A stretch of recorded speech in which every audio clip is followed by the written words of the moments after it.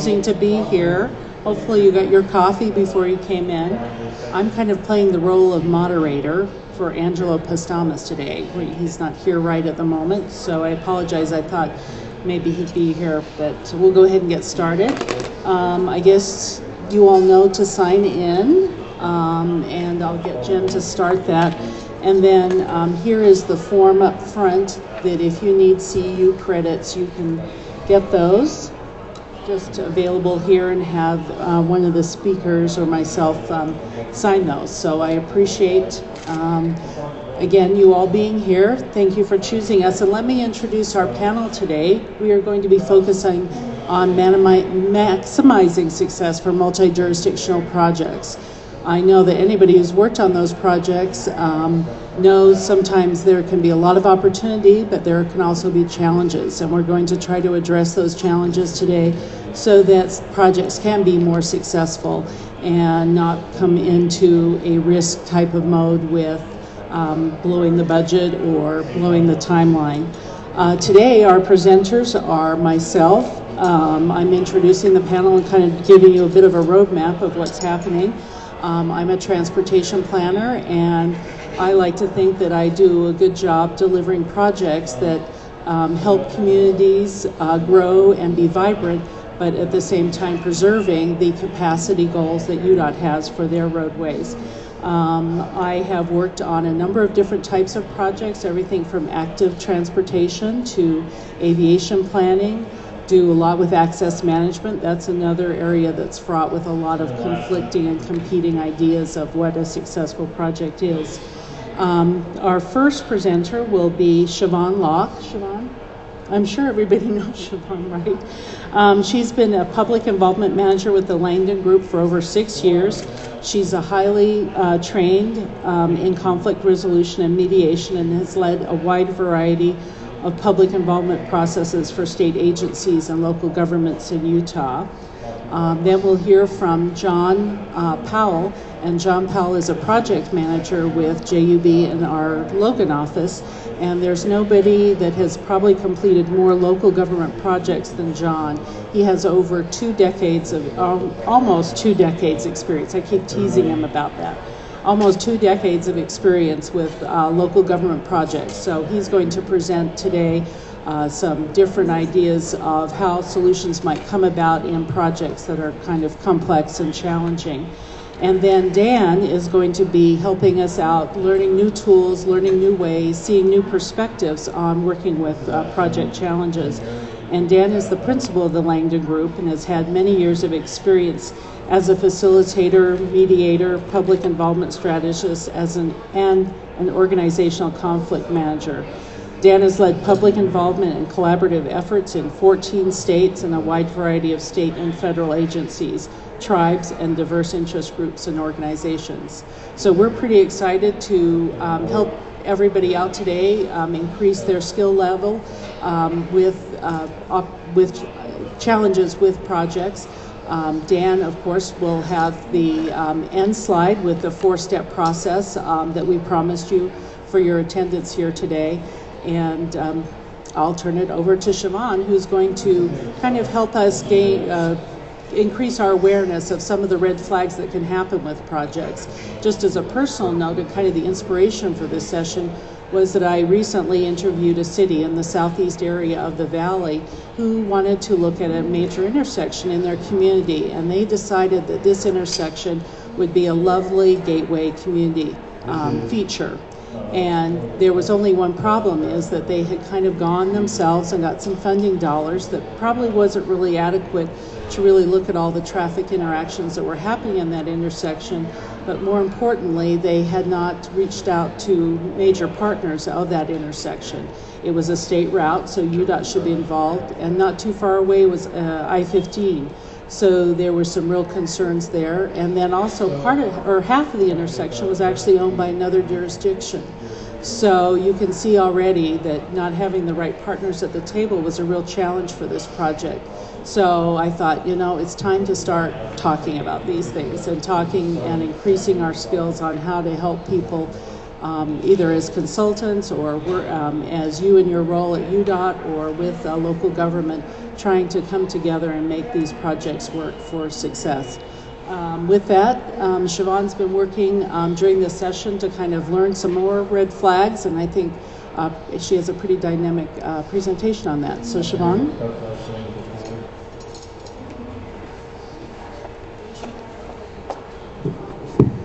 I'm going to take this out because I can't stand still.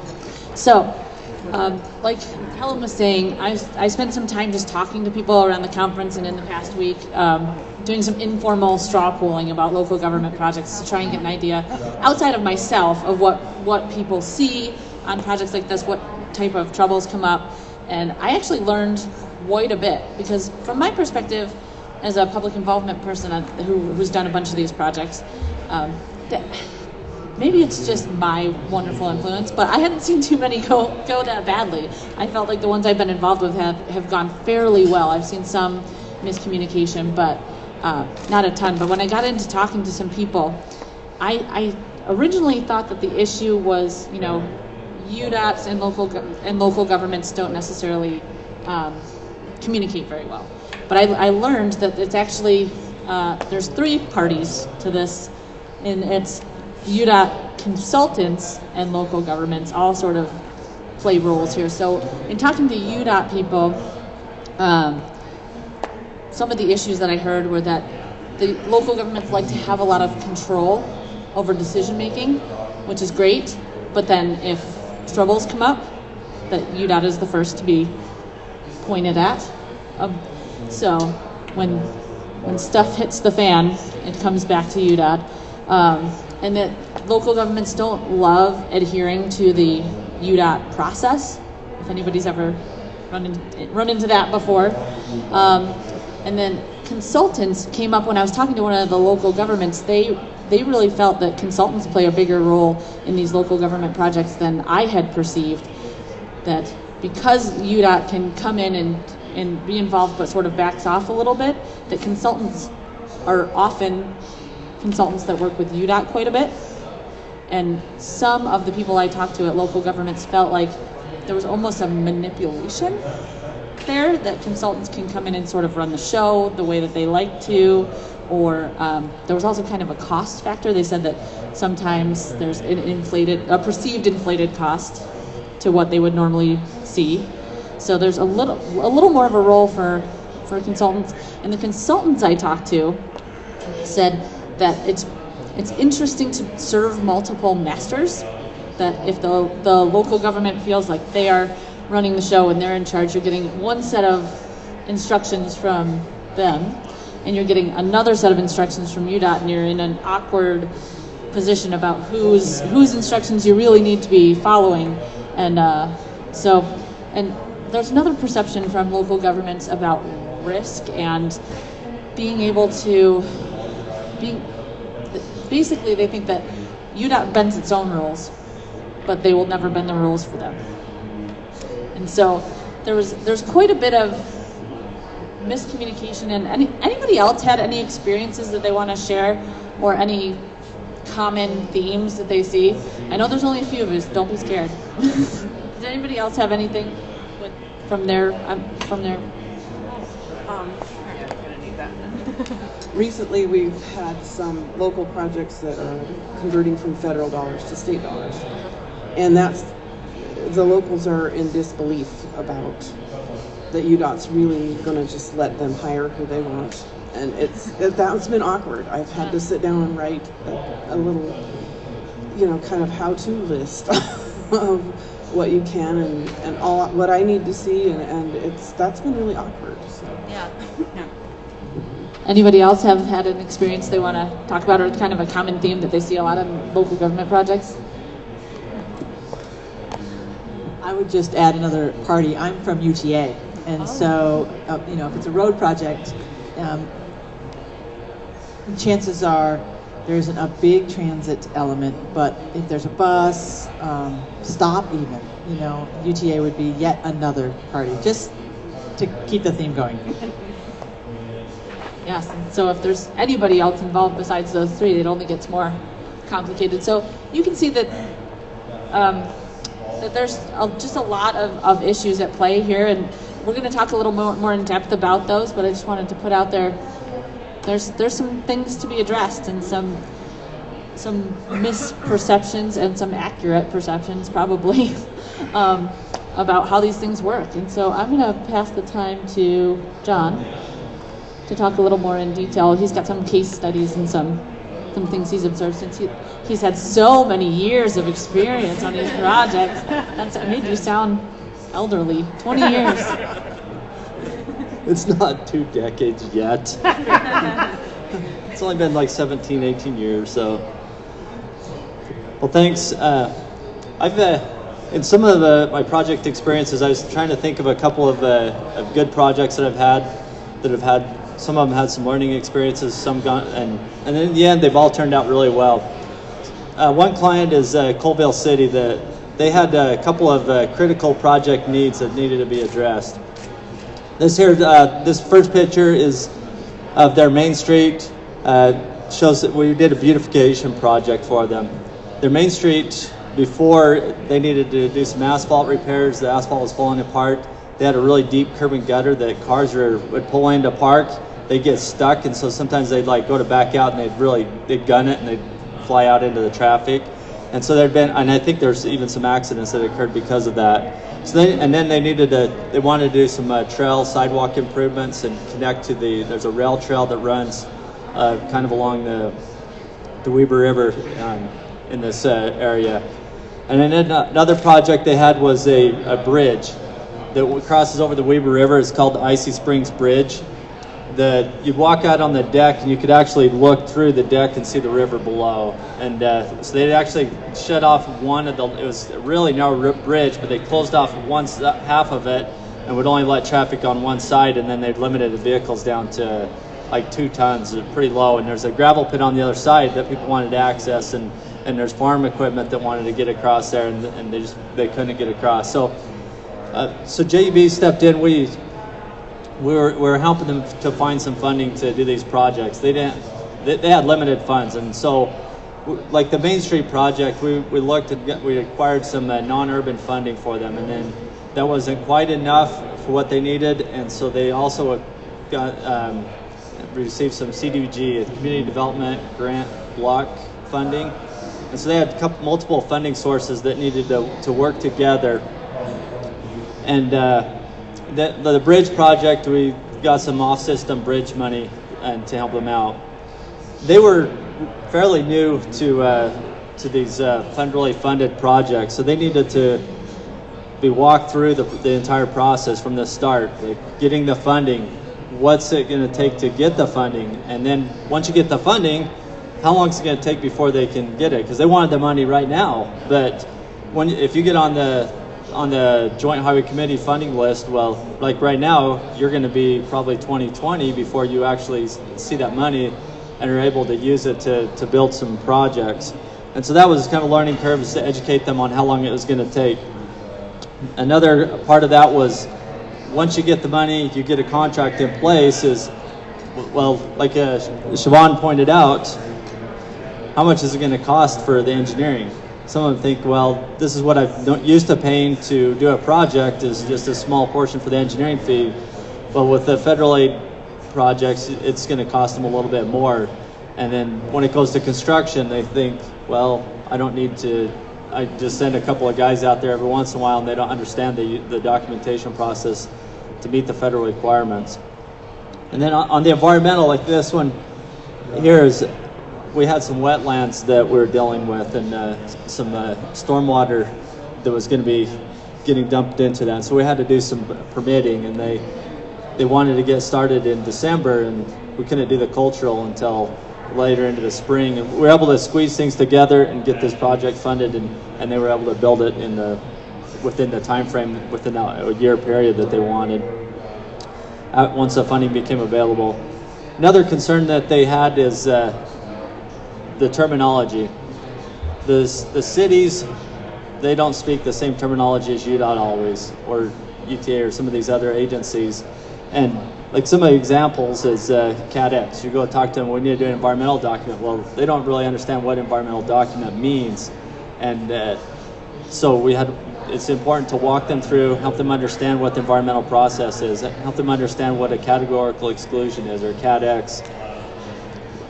Then with the UDOT processes, you've got another example is a PDC, the project design criteria. They're like, well, what is that? Why do we need that? And typically, the cities need to sign off on what that document is, so you help them understand that what that is, that it's a document to help them just to say, here's the standards we're following, here's what we need to meet, and here's where we're deviating from that standard. They need to understand what PS&E is. What are the review processes? Typically, it depends on the city. Some of them will just do like a 50% review and then a final review. And so when you say, well, we need to do a scoping meeting, we have a kickoff or a geometry review meeting. What is that? What's a plan in hand review? What does that mean? And a plan specs and estimate review. And working with Colville City, it was a great experience working with them. And after a while, they really started to understand what this whole process was. And then the mayor, he used a good analogy one time with us, and he explained this to the city council to help them understand that, hey, these are the processes, the regulations, the standards we need to follow to get a project, and yeah, it's going to cost a little bit more. And so he says, well, it's kind of like somebody handing you $20 and telling you, here's your $20, you got to go buy a t-shirt with this. And you think, well, I can buy a $5 t-shirt. And they're like, no, you need to buy, these are the type of shirt you need to have. Maybe it's a polo shirt and it needs to have this certain type of a logo with it. And you've got to pay, actually it's going to cost you $25. So you're going to have to come up with a match of $5, and then you can take that money and use it. And they're like, okay, you get a better product, and they're going to pay a little bit more, but once they get that federal funding that helps them out, it really is a big boost for them to get a good project. And so the first project was this Main Street project. They got that, and it was successful, and then they got the bridge money afterwards. And they're looking to use federal funds on future projects where they can see a good need for that. So what are some of the things that worked well? One of those was just educating them and walking them through the process. They had a smaller staff. They weren't able to really get into a lot of the nitty-gritty details. And so between UDOT and the consultant, it was important to meet with the city and explain the process with them. Another part was having fully scoped estimates from the beginning. And part of that, I think, where we've seen some success is using the UDOT's concept estimate form. Is if you follow that and you make sure that you've covered all the items, it's got a lot of detail in there. Make sure you have, it points out in that form what percent to use for PE, what percent to use for CE. Because the cities might think, well, I can only need 8% for preliminary engineering. Well, in that form, it points out for a local government project, you want 16%, which is really closer to what it's typically in cost, unless you have a huge project. But most of the time, the local governments are working with smaller projects. Another part was working with multiple funding agencies, is to sit down and have some meetings with them, and with UDOT and with the UDOT project manager, and then sit down with like CDBG. We talked with them and we worked out and made sure that what ended up happening is that UDOT, they were the steward of that, and they really did a lot of the oversight. And CDBG kind of let UDOT and the city take over and just do a pass-through of certain documents, and they were good with that, and so it worked out really well. So just a couple of bullet points there of things that we covered. So another project I worked on was with Logan City. Logan City, they're a lot larger group, larger city. They've had several federally funded projects through the years.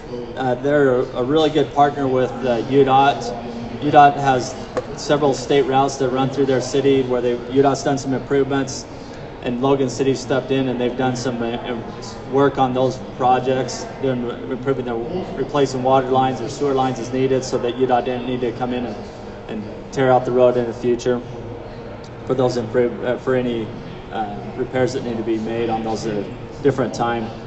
They had a larger staff that understood what it really takes to design a project. They did have multiple, they have a lot of different departments you have to work with. You've got Public Works, which covers the roads and the utilities. And then you have their community development, their planning group, and they have certain needs and things that they want to see. And that we found that they don't quite understand the federal process quite as well as the Public Works Department. And then you have Parks and Recreation Department, and you have the, like Light and Power was another department that we had to work with. So this project here is called the Logan 200 East Minor Arterial Project. And it started, I got started being involved with it in about 2007 when we were selected to work on an environmental assessment for this project. And I think it even started out as a CADX. So we thought, okay, this is going to be a CADX project, pretty simple, and then they're like, no, it's going to go become an EA, and it's going to be a streamlined EA. And as we really got into it, it ended up being a pretty complicated environmental assessment at the end. And the public was very highly engaged with this project. And Dan and I sat down in the homes of property owners, and we had a lot of one-on-one meetings, and we had we had a stakeholder group that we met with on a regular basis, and we had key individuals from the different neighborhood groups that were impacted by this, and they would go back and report to their neighborhood groups and kind of keep that interaction going. But so this project, what it was is, I gotta be careful, somebody get the sound over here. So here's the intersection would come down here, and there was a T at this point, and then it would drop off of a hill at the intersection of 200 East and Center Street. And so we needed to extend the roadway down. The 200 East was part of the Cache Metropolitan Planning Organization, or I'll just call them the CMPO. It was on their regional transportation plan that it takes in the future, it's going to go from Providence on the south, that goes to Logan, through North Logan, Hyde Park, and eventually it'll end in Smithfield as a major north-south corridor through Logan. And the idea is to alleviate some congestion off of Main Street. We needed to correct some geometric deficiencies on this roadway, mainly like the T intersection, and then as you get further south, there's a really narrow section that we needed to widen out. And we ended up relocating 9 homes along that corridor.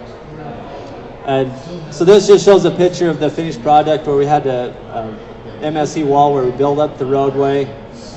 We installed a couple of pedestrian underpasses to connect some of the trail system within Logan that connected into the park.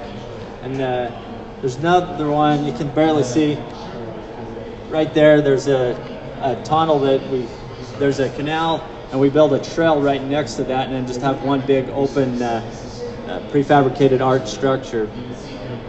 So working with Logan, they were a little more sophisticated. They did understand a little bit of the federal aid process. However, the hard part was working with some of these other departments like community development. They didn't understand the federal aid process, and we had to help them out. They had some various project needs. Like with this retaining wall, community development, their standard is to have only 5-foot high retaining wall sections.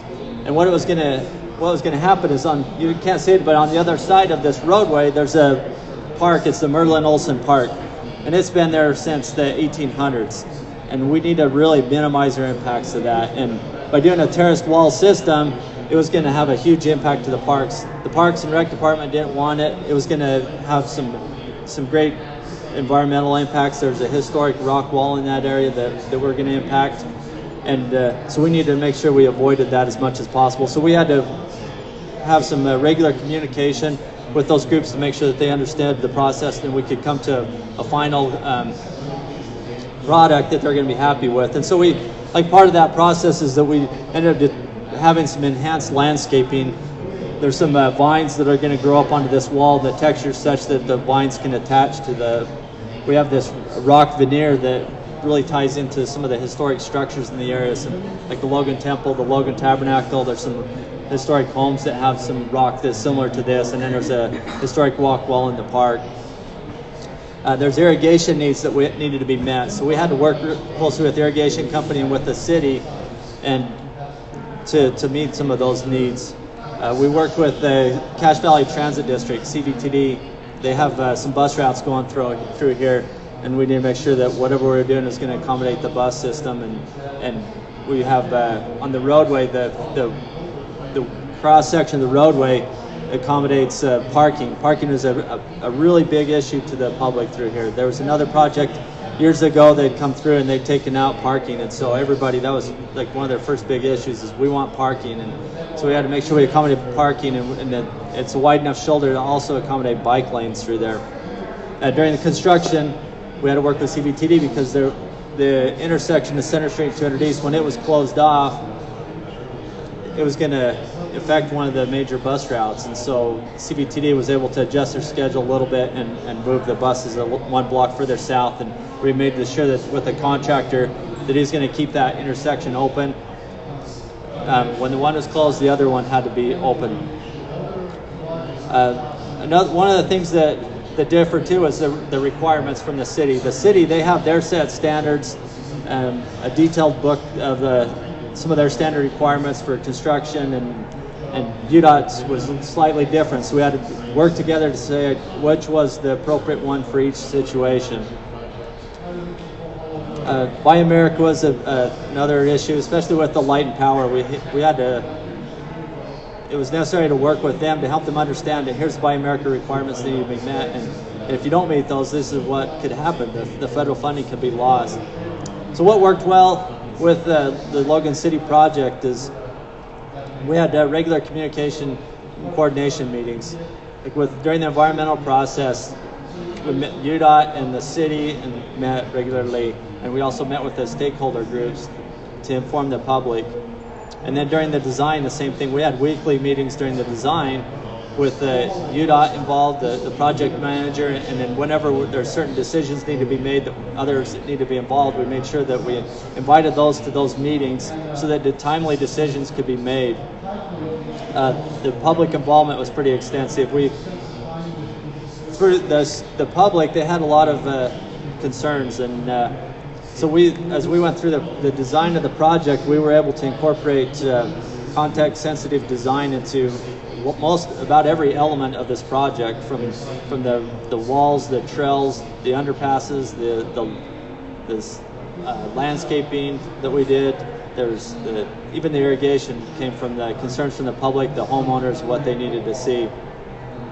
And then in the end, it turned out really well. And I think that what's worked well with Logan is that Logan and City and UDOT have a very good working relationship. When Logan City has a project that's coming up and it's going to impact the state road, they get UDOT involved.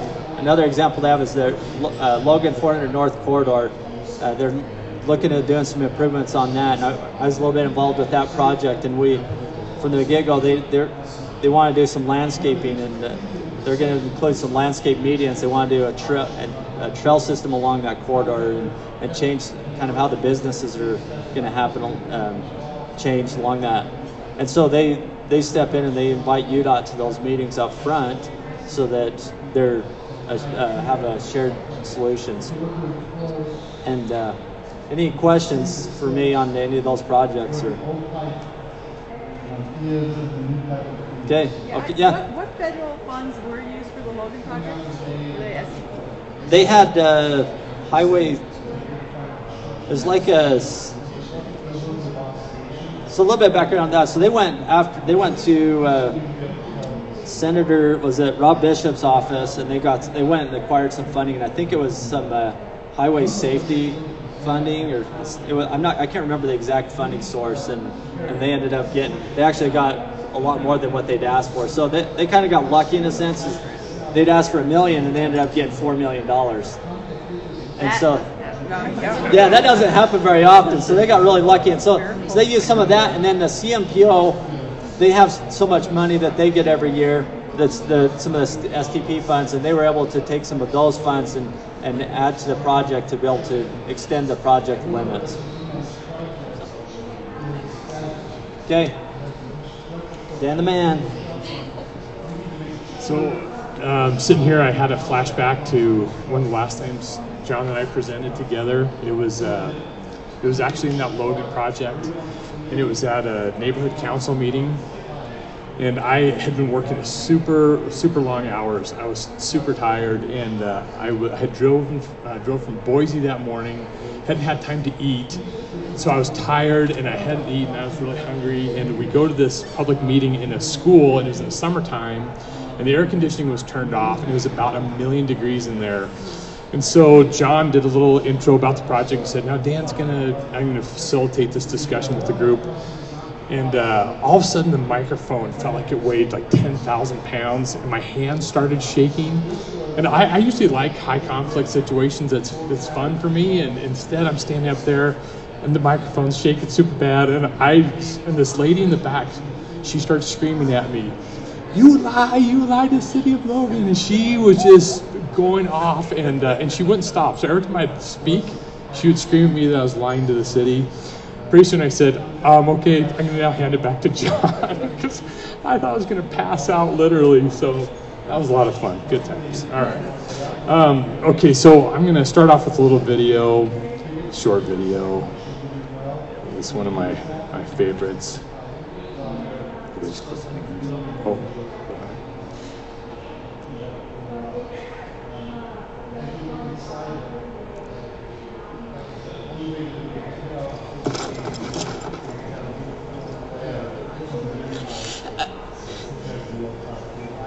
What we've got here is failure to communicate.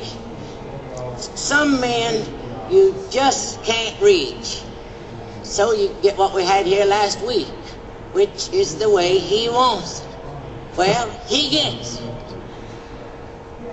And I don't like it any more than you, man. So what movie is that from? You guys don't know? Cool Hand Luke. That's a classic. Everybody should go home and watch that for homework. All right. So Cool Hand Luke. In that movie, you can kind of.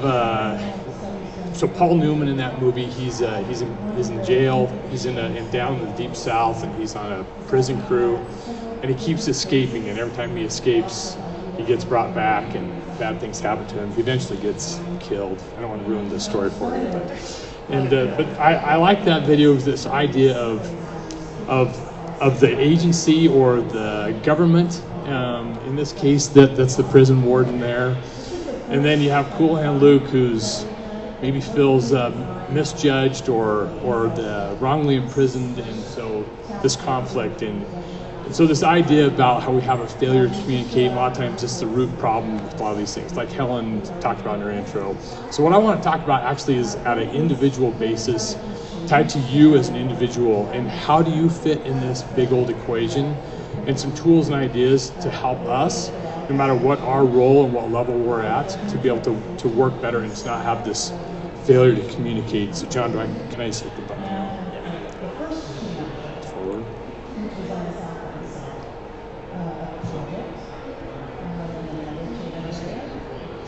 There we go. Okay, so the part I want to talk about is what keeps you as an individual from being able to get things done. So let's talk about that for a minute. So what roles do you have? What's your job? Design engineer. Design engineer, okay. Eileen, what do you do? Communications. I know what you two do. How about you? What do you do? Project coordinator. Lisa, how would you describe yourself? Project manager. How about you guys over here? What do you do? Project manager. Okay, so a lot of project managers, all right. Carrie, what would you planner? Okay, all right. So we have all these different jobs. You guys just day in, day out, what is it that makes it difficult for you to communicate and work with other people in projects? What's basics? Scheduling. Okay, Carrie says Trying to get scheduling. everybody in the same room. I mean, you can do emails, but I do value a meeting where we can all look at each other, and it's just so hard to get everybody. It's really hard. Do you guys mind actually moving up? Would that be okay? I know everybody's comfortable in their spot, but if you don't mind, so we can all hear each other a little better. If you still need to get up and leave, it's okay. It's cool. You can go. All right. So scheduling and just being able to get everybody in the same room together is what Carrie said. What else? What else makes it hard? What makes it hard to do the communication part of your job? Everyone communicates differently. Okay, different communication styles or. Merge that together and get on the same page. Yeah, no doubt. Okay, so one of the big things I'm going to talk about today is multi-agencies. Sometimes even within an agency where you have planners and engineers, sometimes there's that challenge to communicate even within your own group. We'll talk about that, but then when you then bring in together, especially if you have planning, project management, these different levels, and then you try to bring them all together, it even gets more hard, right? Okay, what other stuff makes it hard for you to do your job communication-wise? Well, just not knowing how much of the process, or how much understanding of the process the other person has Okay. from another agency. Gotcha. John talked about that, kind of the difference between Colville and Logan, that level of sophistication. You know, when you're going to start a project, it's different how you onboard and get going based on that level of sophistication. What else makes it hard? People being unwilling to be frank about their motivations, particularly when they're in different organizations. Being open and candid. Yeah, the part I'm going to end with today is tied to that. And there's some good stuff I want to share about that, but I totally agree. Some of the things that pop to my mind are also just the fact that we're also flipping busy. You know, with all of our other commitments we have with family and community and all these different things we have, it's just being able to find the time and to be able to create the mental space to sit down and tackle tough problems is hard. A lot of times I think what's really tough is we're all pretty good at doing tasks, but what's really hard is when we have to take the time to actually create something and do knowledge creation. That it's a whole different level of engagement, and it's really tough. So I'm going to talk about that a little bit too, but there's a lot of these basic things that we never talk about, especially at a UDOT conference, that are reasons why it's tough to get things done. One of the big points, and if you've ever been to a presentation I've given before, I usually talk about this, is this idea of that we all are negotiating all the time, all of us, every single one of us. And that there's two basic ways that our negotiation breaks down. It breaks down to either positional-based negotiation or interest-based negotiation. And so the idea, the classic example, in fact, I stopped at the Larry H. Miller Ford dealership as I left here because I needed to get a new car. So yesterday, that's where I stopped. And the car dealership's a classic example of negotiation. So the salesman comes out, and then his boss comes out, and they're aggressive. They want to know, they're trying to find out, am I trading my car? What do I think my car's worth? How much? They ask me all these questions trying to find out about what my existing car is, and they automatically, I think, probably don't trust me, right? Because why would I be trading in a perfectly good car to get a new car unless maybe there's something wrong with it? So they're already positional about what's the value and quality of my car. I'm coming in positional because I know that there's a lower price, and I know that even though they say it's dealer invoicing, I know there's something lower, right? So we both come in instantly and we're positional, right? Now, kind of the new thing, if you go to buy a car, they start asking you, they try to flesh out what your interest is. So is my interest about having a low monthly payment? Is it about what my interest rate would be, or the terms? They try to flesh out what my interest is. So the center of this triangle is the word, it would be the word interest. So it is, the interest is what's your real motivation? What do you really want? What's deeply important to you, okay? And so a lot of times what we try to do in all this stuff tied to communication is we want to move people from being positional to being interest-based. And that what these three things, the procedural, substantive, and psychological, are three needs that you have to meet to really ensure that you get to be interest-based. So the first one, procedural. When Kathy was talking, an example she gave when she talked to Siobhan, she talked about how you had to create a list, basically outline for people, right? In your example you gave. So the procedural, it's the process. It is when are decisions going to be made, how are they going to be made, who's going to make them. It's defining and creating a process. When John talked about that project in Logan, that's what had to happen up front, was create a process that everybody could understand and be a part of. So there's meeting that procedural need. The substantive need, it's the data, it's the science, it's the numbers, it's the engineering, it's VMT, it's all these things we model and do in these projects. It's the data, the science, the numbers. And the third part is psychological. So that's your trust. It's the relationship you have. It's, have you worked together before?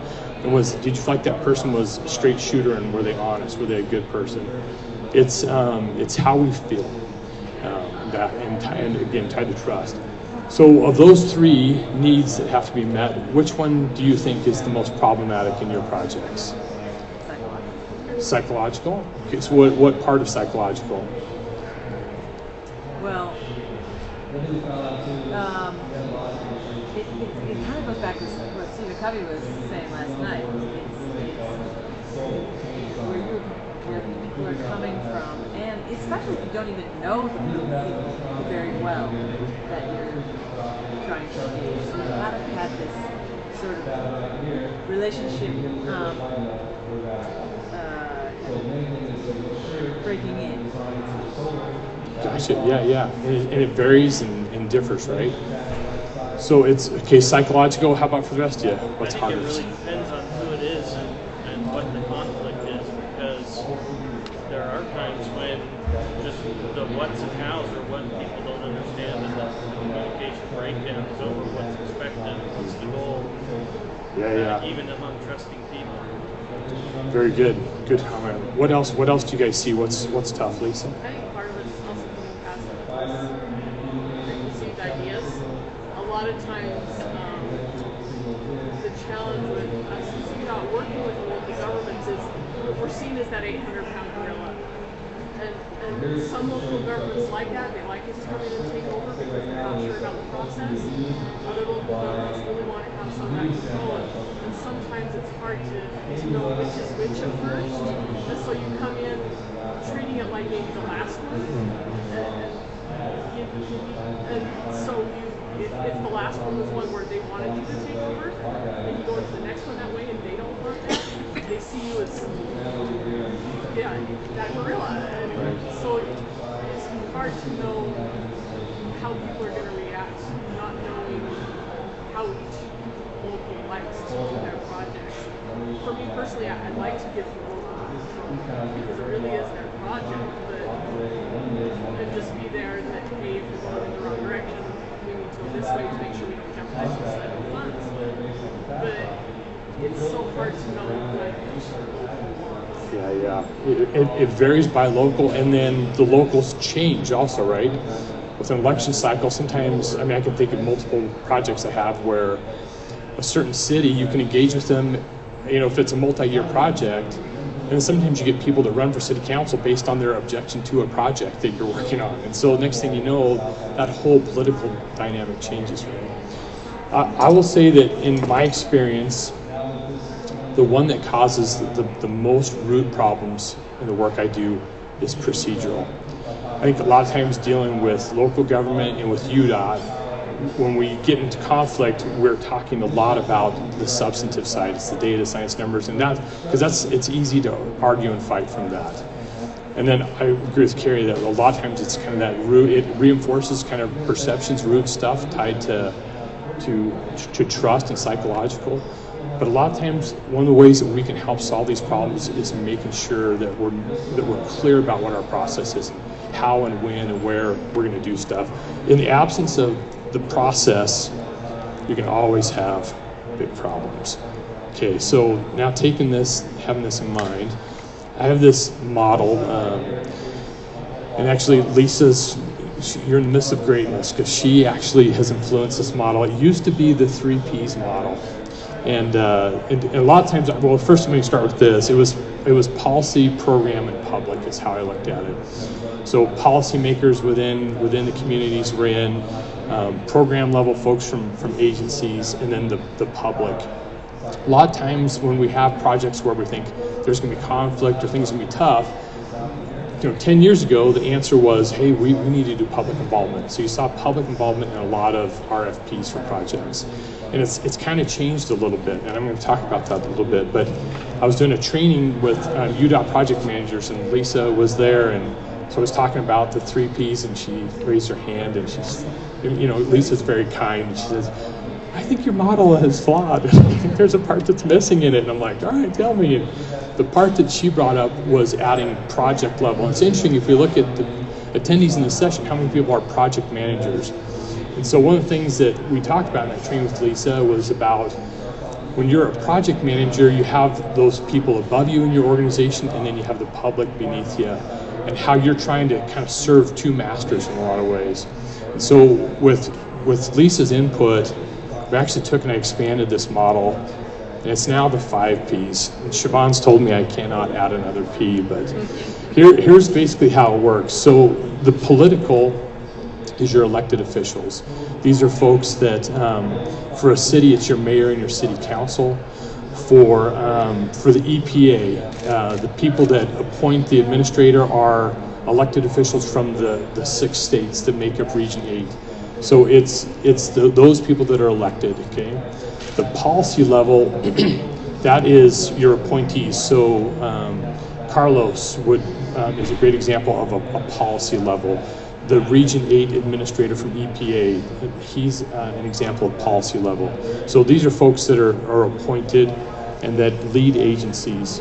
The program level, that's people that within those agencies that manage and run programs. So give me an example. For UDOT, who do you think would be a program level? Corey Pope. Who else would be? Jeff Harris, yeah. And who's Jeff's boss? Corey, right? So it's a little bit. Sometimes there's 2 people, and what's interesting is that if you look, and we're going to talk about this in a second, when you look at different agencies, sometimes it's different. So we're going to talk a little bit more also about peer-to-peer, okay? But figuring out who those program managers are specific to a project and who has influence, who do you need to get involved. The 4th one is projects. So it's a lot of you. It's people that are project managers that are assigned to run that project day to day. And then the last one's the public. And you see the dashed line comes back up to political. Why do you think that would be? Right, that's who elected them, right? That's who elected that political level in the first place. So part of what I want to talk about is that it doesn't really matter who you are in that level, even if you're just a member of the public, that we have to make sure that there's communication happening vertically at all levels, and that you can have influence in that no matter what your role is. And it's tied to that procedural need. So if you will not be able to have effective process if this is not working, if there's not communication going up and down between all 5. Okay, so we were going to do a little exercise here, but I think for time we may not do it. But so let's say we had a brand new project starting off, and it's a local government project with Salt Lake City, with UDOT, and we all have the Army Corps and the EPA. What I've found in projects, sometimes I get brought in projects when it's gone to hell, and they need help getting it back on track. And one of the things I often do is I'll say, okay, I'll create something like this, and I'll say, okay, help me identify who are the peer-to-peer at the 5 levels, particularly the top 4. And I'll tell you, I've had projects where I've interviewed 15 to 20 people who've all sometimes been in a project for a couple of years, and I'll say, fill this out for me, and I'll get 15 to 20 responses back, and they will all be different. Especially a lot of times when I ask who are the key decision makers in this, circle the key decision makers, and it'll totally be different. So this is a simple tool for you to be able to, and when you see things going south in a project, to be able to look at it and be able to pretty easily diagnose where that problem is taking place, okay? So, and like that example of like Brandon Weston or Randy Park, if it's an environmental project, you know, that sometimes there might be 2 people that are kind of at one level. And so you need to find out which is the right one to get involved, or maybe you need to have both of them involved. Any questions about that? Yes, Carrie. So at the political level, sometimes we struggle like getting the interest until there needs to be a decision. I mean, so is it just basically say, you need to be interested in this? Really great point. So here's one of the big things I see is that we'll start off a project, And you'll get that level to come, the political and the policy level will come and say, this is a great project, I fully endorse this. And then they go back to do the other 5,000 things they have to do. And they kind of, sometimes you get different levels of involvement from the program management level, but usually it gets kicked to that project level. Like, all right, go get them, right? The challenge a lot of times is that the project level, when you think, again, thinking about that we're all negotiators, is that project level person really empowered to negotiate, to make decisions, right? And it varies by agency. And it changes. I mean, UTA is a good example. It's changed a lot right now in recent months, right? Where that level, before, did Mike like to make decisions? Or is that ability delegated? And is that going to change, at UTA? And we could look at every organization and we could talk about how it evolves and changes, right? I think if I were to look at some big projects like Mountain Accord, and I'm not being critical of Mountain Accord, but if you look at Mountain Accord, you had a lot in the very beginning, a lot of folks coming and saying, this is a great project, great process. And they were at that executive level. But then did the executive level stay engaged or did they leave? Or a lot of times what happens is when you have multi-agencies, they'll say, well, let's see what everybody else says and does first, and then we'll weigh in, right? And we see this happen all the time. Do you guys see this happen in projects? Yeah. Well, I worked on Mountain Board. Okay. So, you take that chart and you bring it out 20 levels. Yes. And then the names in the boxes are always changing, and it's really tricky, right? So that's sometimes, and Lisa and I have a project we're working on right now where there's multiple agencies like that. And that's a lot of times what we talk about is how do you keep continually monitoring that. And then when those people change, you have to go, as a project manager, you got to go make sure that that person, no matter what level they're at, did they get caught up to speed? And vet out, are they engaged? Do they know what's going on? Are they informed? And what role are they going to play? There's a really interesting thing going on in the US right now called collaborative governance. And it's there's a bunch of universities that are together on this idea. And the idea is that when you have a major project or a major initiative, that you actually delegate decision-making power and authority to the public and to working groups that work on a project. And I mean, it's a pretty novel idea that executives from agencies and cities and so forth would actually give decision-making, governing power to people that are engaged. It could be like a citizen advisory committee that they then become empowered. It's kind of a wild idea, right? So you're right. When you add multiple agencies, it gets a lot tougher. We can talk about this for a long time. But again, I want, the key point is it doesn't matter what role you're in, what level you're in. You've got to make sure that communication is happening vertically and horizontally. Here's a little example of kind of who we took a guess at in this. What's tough, a lot of times I'll use the Corps as an example. The city sometimes has to work with the Corps. And sometimes, especially in a state like Utah, when you think about bringing in a federal agency, they're instantly talking about positional versus interest-based. They're super positional, and they probably have never even met somebody from the Corps or from the EPA. That happens all the time. They've never met anybody, but it's like, well, it's a federal agency, arm's length, right? So Jason Gibson, he runs the local office. He runs this actually region office for Nevada and for Utah. But if you were to say what's Jason's peer-to-peer, Jason might have a differing opinion about it. He might not say that Brandon's his peer. He might say that actually Carlos is his peer, right? And then Jason's boss is actually Mike Jewell, who's in Sacramento. So this gets even more difficult when you have people that you need to get involved, but they're in a completely different state. And a lot of times, like if I'll ask somebody from UDOT or from a city, so who is that person from that other agency? They're like, I have no idea. I mean, they literally have no idea who those higher and different levels are at those agencies. So a way that you can be a rock star on complex projects is by being able to just help flesh out and ask those questions in the very beginning. Like you're talking about, how do we get people up to speed? That's one of the best ways is let's find out who the right people are at the right levels right up front. And B, again, this is a procedural need, right? It's a process need. Any thoughts about that? Yeah. Yeah, so in some cases then, what I think I'm hearing you say is that as long as the communication is going vertical, you don't necessarily have to like design the communication to go across necessarily. I'm sure it's great if you can do it, but as long as it's going vertical, you're... Let me give you a good example of that, because that's a great point. So on the West Davis Corridor EIS, that's my job as public involvement, but also the agency facilitator coordinator. On that one, the EPA, the person they assigned at a project level, and she was the only person that came to all the meetings, they had past experience with her, and there was some distrust and not a good working relationship. So they meaning UDOT and some different agencies are involved.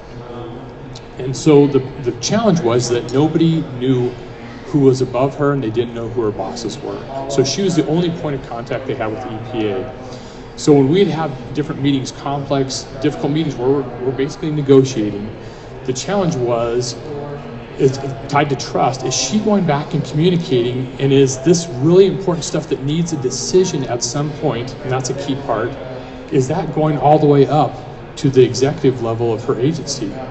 And so in the absence of seeing that, people had so much distrust. It was a huge barrier. So it didn't matter how awesome she was or what she said or did, it didn't work. So eventually what we had to do is have a meeting where we brought everybody together, tied to all the way to the executive level, where people could see that that was happening, that the up, down, and horizontal was happening. On the project I'm working on with Lisa, that's one of the really cool things that's happening in that project is it has 2 MPOs, UDOT and UTA.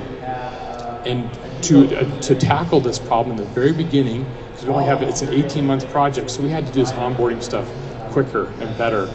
So we had the executives come right from the very get-go. And we talked about how their level of engagement had to be throughout, that they could delegate down decision-making to the, and in this case, there were program managers that were the project managers, with Lisa then leading this whole group. But one of the big themes of that was that escalation is not failure. And that's a huge shift for this to work. There's such a thing ingrained in this culture around here with multi-agency work that if you go and have to go to the executives, well, that means the project was a failure. And it's not. Okay. I would just add that UTA's been involved with some partnering agreements where we get together in the beginning and actually decide, at what level decisions can be made. Perfect. Yeah. Know which ones are going up, and usually it's make as many decisions at the lowest level as possible. Yeah. Great point. It's that decision-making point. Where is the decision made? The other thing that's tough on these is it varies. So using the Corps as an example, when I talked to them at length before this presentation about this, and they said, well, it varies on how complex the project is and the level of potential conflict or litigation. So if the level is low, then Jason Gibson, who runs the local office, can sign the document, make the decision. If the potential for litigation or conflict is high, it goes to Sacramento, goes to Mike Jewell. But does everybody know that? And when, because they'll have a previous project, well, I worked with Jason and he signed. Well, this one's different. It's going to need to go higher. So figuring that out is tough. All right, I'm going to run out of time. I got to keep going here. All right, so the analogy I love that always comes to my mind on this stuff is climbing. And if you've ever watched, I guess there's that Everest movie and different things, which I haven't seen, but I like the analogy of that climbing a really tough mountain, you have to be roped together. And this analogy really works for me. And so you kind of picture the 5 levels, right? If one decides to untether and go on their own, their risks are a lot higher. Their risks of failure, catastrophic failure, are a lot higher. But the other thing I like about this analogy is that you only can move as fast as the rest of the group, right? So a lot of times, again, it doesn't matter who you are, what your level is, helping that whole group to move at the right speed, same speed. So there's something kind of interesting about this picture. What do you see in this? Is there somebody helping somebody, or is that one? Good eye, Carrie. So there's actually 2 people right here. You're right. So I kind of like that, the symbolism of that, because sometimes the key person you need to talk to an agency is not one of the top 4 Ps. Sometimes it's the receptionist. Sometimes it's the executive of that agency or city. It's their gatekeeper to get in there. What's helped me a ton is finding who those right key influencers are. And sometimes it is not who you think it is. Like in this case, that person's kind of obscured, right, behind him. And so that's part of our trick too, is asking those questions and finding out. One of the tricks that is key to the work that we do is doing diagnostic work or doing assessment work.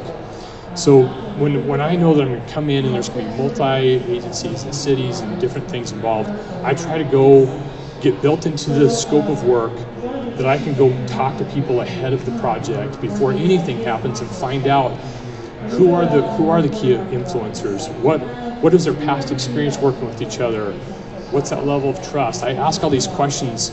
I ask questions based on those 3 needs. And so it's a great litmus test to find out what are the potential challenges or pitfalls and how can I quickly get people onboarded to be interest-based. Okay, so this is tied to your comment there about when we have multi-agencies. If we got to make sure this is working, but we also got to keep going, and sometimes it's 20 more out there to the side. Okay, here's another little trick. This is something I actually learned a few weeks ago, and I've already used it just about every day. And it's called Commander's Intent. Have any of you heard of it before? Cool. All right. So here's the idea. What does this picture look like to you? It's a war scene, right? Okay. In this case, it's the Truk Islands in World War II. So what happened was in World War II, when the U.S. forces were trying to go and retake islands in the Pacific, their level of casualties was off the charts high, and it was just really, really bad. And so part of what they started realizing was that the commander that was in charge would say, okay, here's what we're going to do. We're going to go and we're going to take that mountain. And they would give very clear instructions and give the orders of what to do. And so then what would happen is, so let's take for this example, let's say there's 3 companies that are going to go onto the beach, and 2 of them are going to come up the front of this. They're first of all clear all the obstacles on the beach, get onto the beach, and then they're going to go up and they're going to meet halfway up this mountain. Company C is going to come around the mountain, and they're going to clear out a bunch of different things, and then they're going to all rendezvous and work together to take the top of the mountain. So prior to when they were losing so many soldiers, what they found was that people were so stuck in the rules of what they were supposed to do, they would go and sometimes they'd get to the beach, and maybe the beach had a whole bunch of hidden obstacles that no one saw. And so when they would try to go and get to those obstacles, maybe they would get pinned down for the whole day. Well, if this other group, if their whole thing was still to charge through, they were losing tons of people. If there had been more empowered at the ground, maybe they would have realized, hey, we should flank that and come around. But it was deviating from the orders, so they weren't doing it.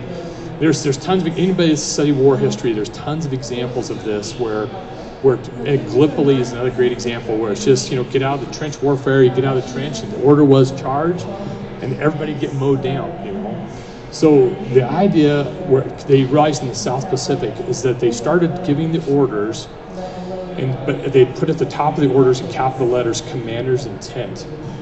So in this case, the Commander's Intent would be what? Take that mountain, right? So you could think of your projects that you work on. A lot of times, the Commander's Intent is come up with a great planning document that's implementable and has broad consensus, or do this project in this time and this budget and make all the public happy, or whatever it might be, right? We have all these different things. So part of it is also not only bringing all these groups together, especially when you have multi-agencies, but it's also asking yourself, is everybody clear on what Commander's Intent is? In the absence of clarity on what Commander's Intent is, you are destined to spin in circles, get people ticked off, and have projects go to hell on you. So a lot of times it's just asking great questions and fleshing out what is the commander's intent? Okay, now again, going back to this, the commander's intent also might get fuzzy sometimes, especially when we have changing people, changing executives. Sometimes commander's intent can change during the course of a project. Sometimes the program manager, they might have a different intent than the policy or the political side. So the trick on this stuff is don't keep marching forward in the absence of it. Stop and find out, are we all clear on what the commander's intent is? Because once you get everybody on the same page about that, I mean, we can accomplish great things, but this sounds so simple and basic, but I guarantee you, if you think about projects, tough projects you're working on, you'll find that there's an absence of commander's intent. Okay? All right, the next thing I want to talk about is vulnerability. So if you want to write this down, there's 2 really good TED Talks on this, and by a woman by the name of Brené Brown. The first one's about vulnerability, and the second one's about shame. And this might sound super touchy-feely, especially for you at a conference, but it's huge. Okay, the idea that she talks about is about what is our definition of vulnerability. So in this case, sorry, that's a little small. It's easily hurt or harmed physically, mentally, or emotional, being open to attack or harm or damage. There's also vulnerability is a noun that means the state of being exposed.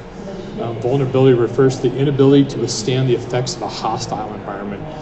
This part about a noun that means the state of being exposed, something I tell young people all the time is that to take confidence in the work they do and realizing that everybody at every level, their biggest anxiety is fear of being exposed for their own incompetence. We all have that. We all have that anxiety about, gosh, I wonder if people really find out how little I actually do know. Okay, and so if you think about when people are nervous and are anxious when they come and engage in a project, a lot of times it's tied to vulnerability. And people differ on their ability to be vulnerable. A lot of times when people are, and so one of the things Brené Brown talks about in her TED Talk is she says, how many of you, raise your hand, view vulnerability as weakness, that's being weak if you're vulnerable? And like almost the whole place raised their hand. Have you seen this talk before? So they almost all raise their hand. Then she talks about, okay, now all these other speakers that have been here at this TED conference, all these people, TED speakers that get up, almost all of them talk about being vulnerable, about how they failed 37 times at trying to get something done before they finally got it to work. So they're up in front of the group talking about failing 37 times. And she said that we could retitle TED conferences, it's the vulnerability conference, where everybody just comes and talks about their failures. And then she says, okay, now all the people who stood up and spoke to you, do you view them as being weak? Raise your hand. I mean, nobody raised their hand, right? What I find, the older I get and the more I do this work, is that a lot of times what I'm really doing is coaching people on how to be vulnerable. And to then not view that vulnerability as being weak or being a failure. Some of the things that's key also about vulnerability is that innately all of us are starving for connection. And it's a huge problem in our society, is that we want connection. We want to feel validation that we're okay and that what we know is all right, or that our mistakes, that they're not the end of the world, right? Because we all make them. The other thing that tied to like what the project Lisa and I are working on, that escalation is not failure. And we've got to help people to get that crap out of their head, that it's okay to say, man, we need to bring in the executives and get their feedback and decision making on this stuff, right? It's getting that help to getting it to that decision making level and getting the decision makers engaged. Vulnerability is not weakness. Admitting failure is not weakness. And then one of the things she also talks about how vulnerability and shame are actually the building blocks of creativity and ingenuity. And I think that's brilliant. So I'd really encourage you to look at those 2 TED Talks. They're really good. I'm curious, any of your thoughts about, do you see this in your work around vulnerability? Or is this totally sailing over and it's just me, touchy-feely dude up here? I feel that if I'll ask a dumb question, just go ahead and do it. It kind of brings everybody in. It's true. Other people are not afraid to ask it. More more dumb questions. Great And we point. start getting things done. It's true. A lot of times when you ask that question, it just takes one person to finally do it, and then everybody opens up. Right? Great point. Yeah. Just tied to that, I think a lot of times people don't want to ask for help, whether or not they feel like the other person doesn't have time. But it seems like in every instance, the second you ask for help, that person will, do everything in their power to make sure that things are done well, that you get the help you need. That's a pretty vulnerable situation. That you're getting that anxiety to actually admit that you don't know what to do next, but in reality, everybody's there to actually help you. Great point. What else do you guys see tied to vulnerability? I think it ties to the first comment about being honest about motivations and getting to the commander's intent, right? Sometimes you have to peel back a lot of things and make yourself vulnerable to really get to the core of what you're after. Yeah. Great point. I'm glad you did that drawback to commander's intent. I think a lot of times what happens, I've read tons of war history books, and it's fascinating when you have organizations that are hierarchical and people that are at a level where they can really see what's going on, but they don't feel like they can go talk to the people above them. Or when they do, they message what they go say. Instead of really being vulnerable and like you're saying, golly, this is a freaking wreck. If we do this, we're going to get killed. Instead, they go and say, well, I think it's going to all work out. And then we march forward and we have huge messes happen, right? And projects get delayed and we spend a ton of money. And the biggest thing, so tied to the work that Siobhan and I and Josh do a lot of is work as mediators. And one of the big questions that we ask ourselves when we go in to do a mediation is that, are these parties that we're there to mediate going to ever have to work together again in the future, or is this a one-time deal? One of them lives in New York, one of them lives in California, they're in a fight over something, they're going to never see each other, work with each other again. Sometimes we just cut to the chase, get it done, we're in and out. But in a case like this, especially in the state of Utah, I always joke that in the state of Utah, degree of separation is 2. I mean, it's about the lowest of any place I've ever worked in my whole life. And so if degree of separation is 2, the odds of people working together are crazy high. We got to take the time and do this stuff right. Okay, and so when I'm talking about vulnerability and talking about systemically looking at things, it's because odds are high we're going to work together again.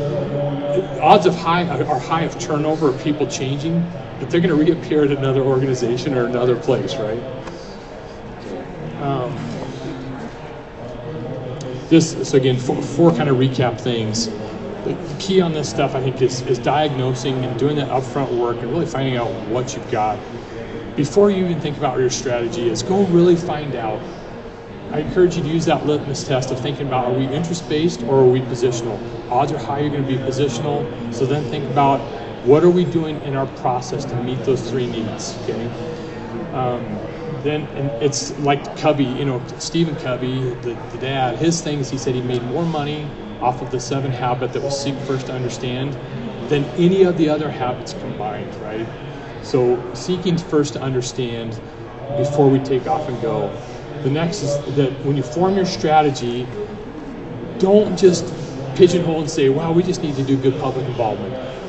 I guarantee you it's going to involve thinking about all 5 of the levels, okay? So make sure that you're looking at all 5 of the levels at all the organizations be involved. I've seen great work done with NGOs on a local basis with local chapter presidents that all of a sudden they get to the end and then the DC office or the national office weighs and says, there's no way in heck we would ever agree to that, and it falls apart.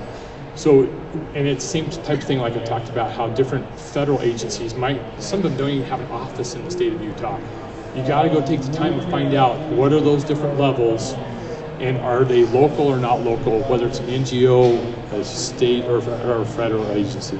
The next thing too is then to continually evaluate and adjust. If we're not throughout the course of a project continually evaluating how we're doing and are we keeping it interest-based, when tough things happen, it's going to derail it. So simple stuff like doing meeting evaluation forms at the end or whatever, and again, asking questions tied to those 3 needs and making sure they're being met. That's just key on this. Any other thoughts or comments? I think we're to the end here. Any questions? Yep. When I first read the title of this talk, I thought about like Just fine. Yeah. Redwood Road and State Street, and some of these corridors that we have go through a lot of cities.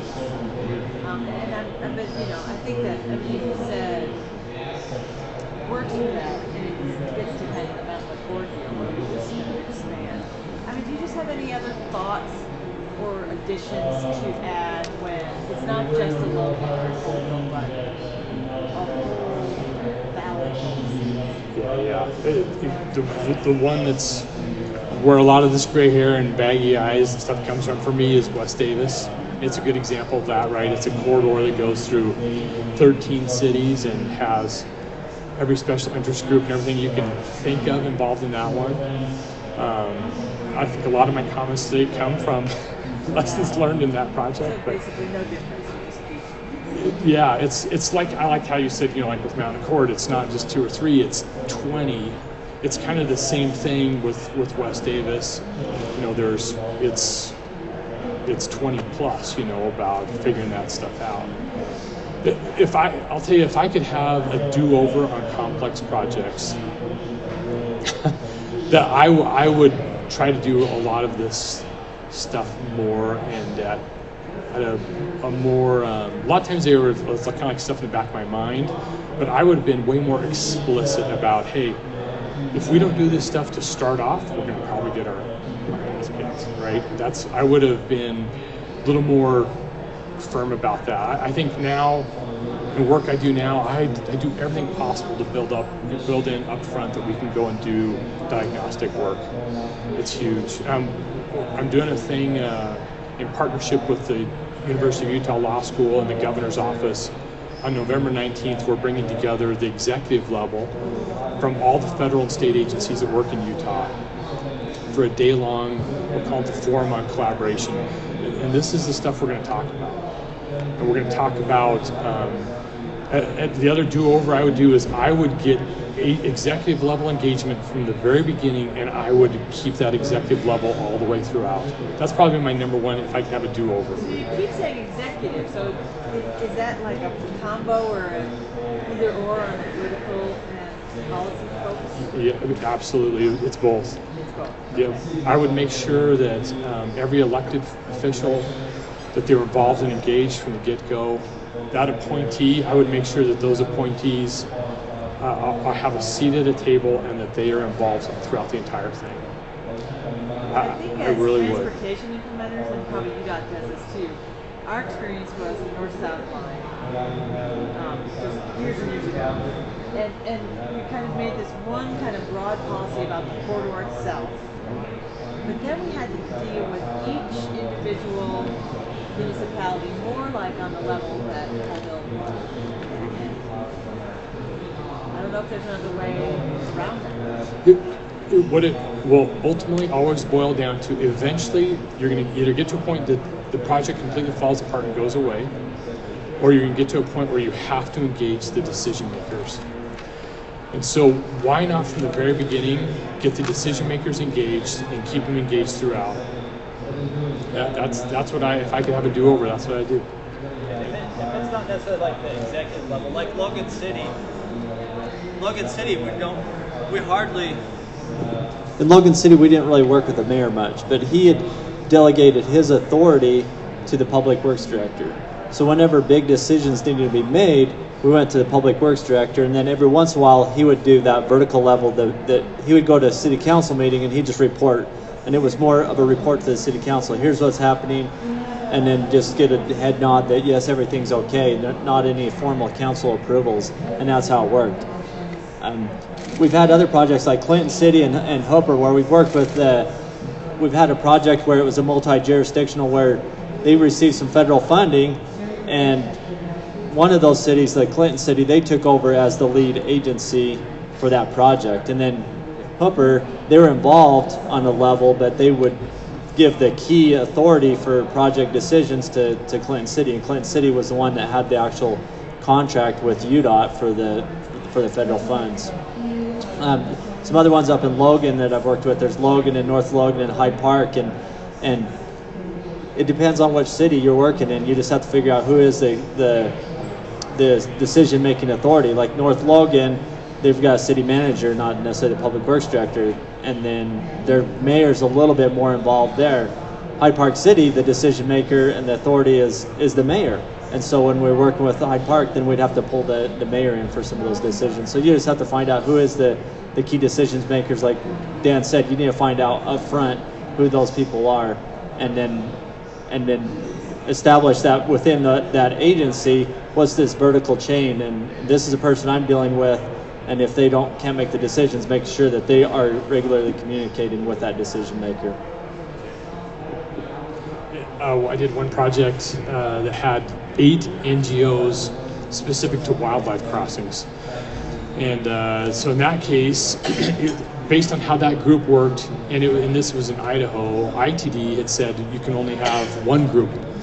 So I met with all 8, and they appointed one person that represented all their interests. But throughout the project, I had to always go back and make sure that the other 8 were being fully engaged and informed, and that it was then going vertical in all their 8 organizations, right? Because if I didn't do that, eventually that was going to come back and bite me. Any other questions or comments? No? Oh, yeah. Kind of a weird question, but I kind of like the talk about vulnerability, and I like Brene Brown. She's really smart. But I find, at least in my day-to-day, there's people who are kind of the opposite of vulnerable. They're very hostile. They have thick skin. They're bulldogs. They're not afraid to fight it out. And I feel like sometimes those people are really rewarded for their kind of their behavior. And so when you're trying to be vulnerable, it's almost like, how do you talk about how to do that shift? That is a great question. Really, really good question. The only thing that I guess the first thing that pops in my mind is that a lot of times I think a big flaw we have is tied to partnering. A lot of times we view partnering as a checkbox, and we never really cut to the chase on things. What I've found is if I can go do assessment work before any partnering process takes place, and I can sit down with one-on-one with people, a lot of times they'll vet out, hey, this is going to be great. This group's going to be good to work with, but that one agency, their person they're assigning, they're a pit bull. They're super hard to work with. They're confrontational, blah, blah, blah. That helps me a ton. Then when I go meet with that person, I can flesh out, try to find out why are they that way. Is it because they get really frustrated when there's a poorly designed process? Is it because they're really stuck on vulnerability themselves, right? That they've been marginalized. I mean, I see this all the time where sometimes people will, it happens with planners a lot, or junior engineers. With planners, a lot of times they're like, you know what, engineers always are kicking me down, and by golly, I've done this work for 30 years, I know what the heck I'm talking about, right? And so sometimes so what I then try to do is try to do a little coaching if I can about helping them to be vulnerable and helping them to be able to come and engage in an effective way. And then when I have that partnering meeting, I'll try to get permission from people, and if they don't, but I'll really check on things that are sensitive about if I can get permission to talk about certain things. And then I'll find a way that I can talk about and address those issues when we're all together as a group up front. The other thing that I've done too is that, tied to evaluation, is if I can build into a scope of work that I can do evaluation work and that I can then follow up based on what I did in my diagnostic work, it works awesome. Because then when somebody starts doing the bad behavior stuff, and luckily people will maybe put that on a meeting evaluation, like so-and-so is just grandstanding and being really tough, I can then go talk to them. I kind of have a way for me to do that. A term I use a lot is to keep a buffer between you and trouble. And so sometimes the buffer between you and trouble is that questionnaire. Sometimes it's that you got permission from the group that you would follow up with them when things got rough. It's a lot of times it's building into your procedural approach that buffer between you and trouble. I use that term all the time, and if you kind of keep that in the back of your head, oh, golly, what's my buffer between me and trouble on this one? And if you don't have one, get one, because then it helps you to deal with those folks. Yeah. The other thing too that I think is really key to good partnering is you build into that partnering process, get people to be open and candid about how are they going to self-police when that bad behavior happens. It's blown my mind at how tough people really are. Sometimes it's the person you come into a process like really worried about a certain person's behavior, and they'll be the one in the partnering meeting and say, hey, if I do crap, I want you to go directly to my boss and I want you to tell him. You're like, okay, you committed to that, right? And so, that's a buffer between me and trouble then, right? Okay, all right, thanks. Did everybody get this in? Like there's a few people that didn't get it. Sitting here, I was able to get. Excellent.